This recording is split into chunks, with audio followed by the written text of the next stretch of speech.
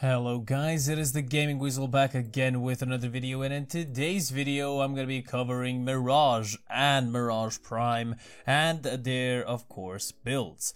Now, Mirage is a very interesting Warframe inside of the game, and she is very powerful in certain ways. She is a little bit squishy, but her third ability is going to be very, very good.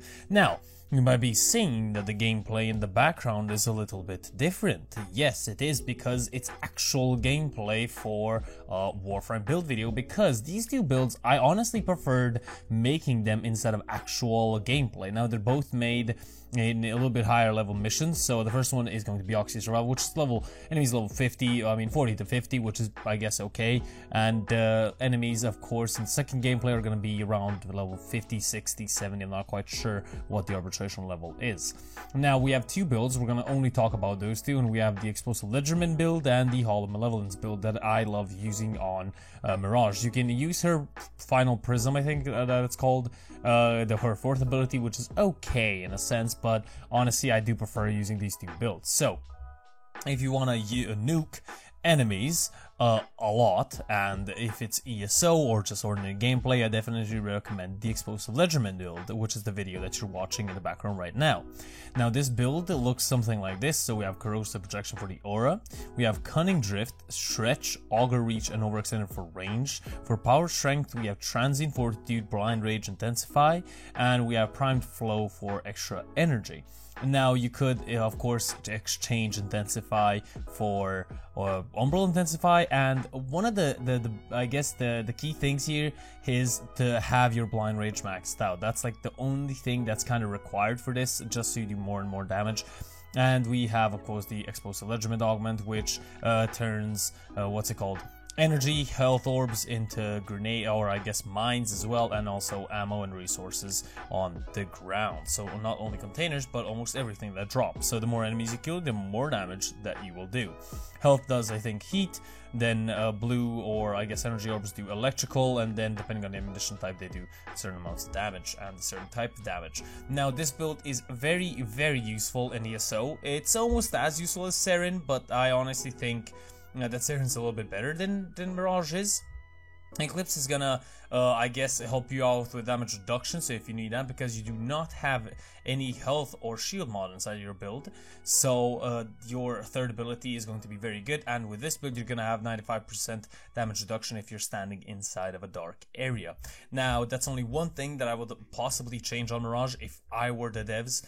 I would definitely change the third ability for you to actually pick which ability you want to use, if it's going to be damage reduction or damage increase, but sadly it is the way it is. And yeah, mostly that's it. As you can see on the screen, I'm decimating enemies. You just have to cast your second ability, and you're gonna need a lot of energy for this because you do not have any energy efficient mods. So just spam your second ability, use your third ability when needed to reduce damage and stand in a dark area, and just explode and explode enemies, and this can be really, really fun. I actually kind of enjoyed this when I'm camping and just chilling out. It's a fun build to use, and yeah, so that exists. Now, we're gonna be moving on to the Hall of Malevolence build. Now, the Hall of Malevolence build is going to be, I guess, mostly utilizing her first ability. Her first ability is that she creates clones of herself that does partial damage of your, I guess, main Warframe. So Hall of Malevolence will increase that up to 50%, the damage of your clones, of course, up to 50% if you, or not if you, but when you kill a certain amount of enemies. So it will slowly go up and up and up, and then you kill a certain amount of enemies, and then you get 50% more damage.